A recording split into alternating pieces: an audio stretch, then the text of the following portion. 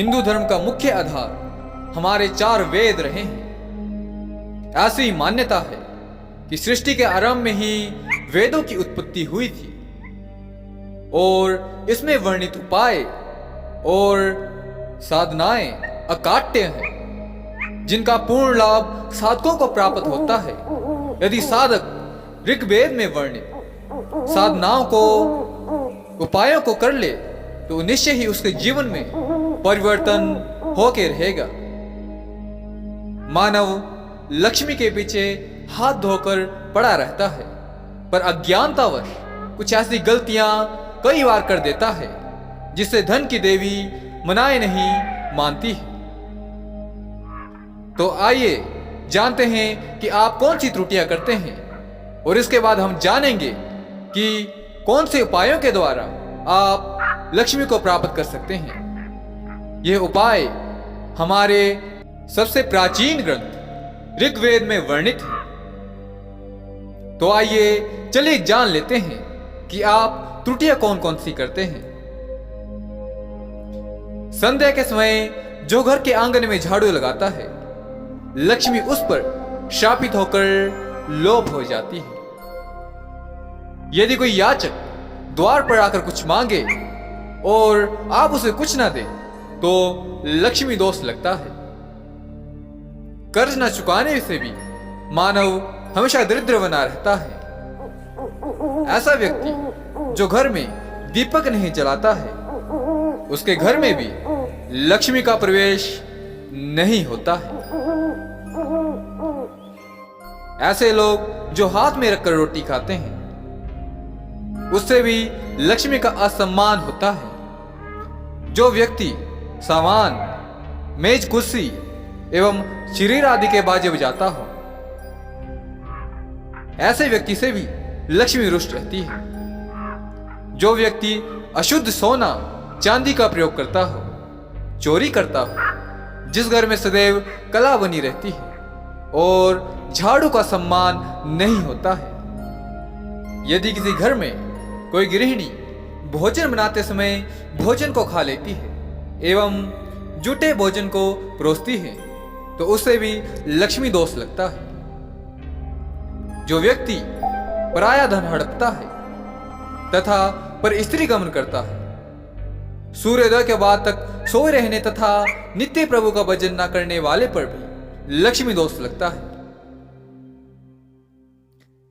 जो व्यक्ति थूक लगाकर पैसे को गिनता हो, जो धारण किए हुए आभूषणों को मुंह में डालता हो तथा सदा मलिन रहता हो और एक पैर से दूसरे पैर को धोता हो तथा गुरु को अनादर करता हो, गुरु पत्नी पर बुरी नजर रखता हो, ऐसे लोगों से लक्ष्मी सदैव दूर रहती है।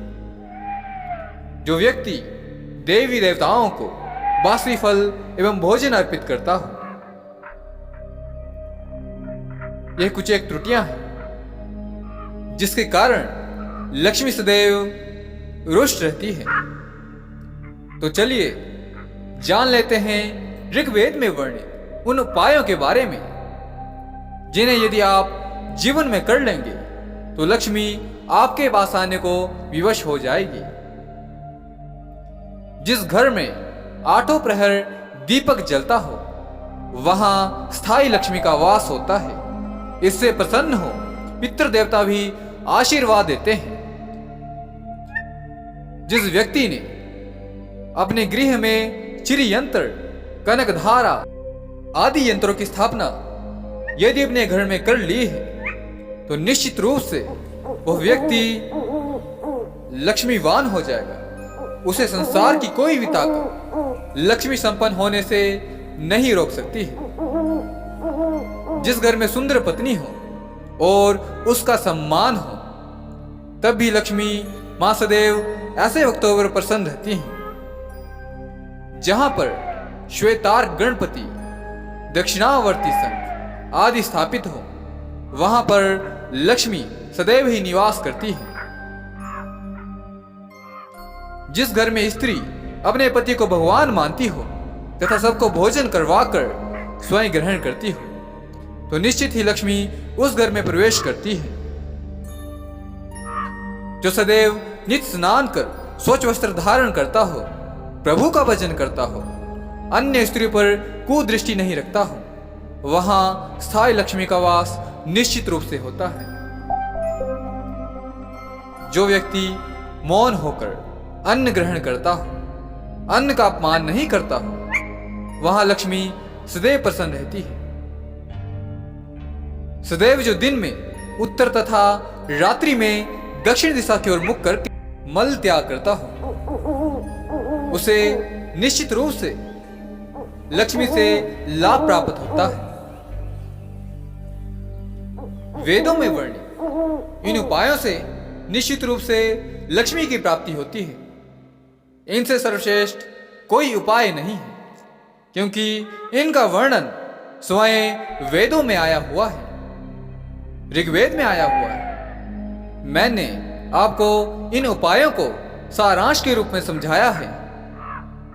वीडियो अधिक लंबी ना हो, इसके लिए मैंने कम से कम शब्दों का प्रयोग किया है।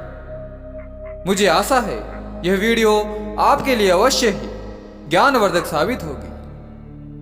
प्यारे मित्रों, यदि आप साधनाओं से संबंधित, हमारे वेदों पुराणों से संबंधित ग्रंथों का अध्ययन करना चाहते हैं तो मैंने डिस्क्रिप्शन बॉक्स में लिंक दे रखे हैं, आप वहां जाकर अवश्य अवलोकन कर सकते हैं।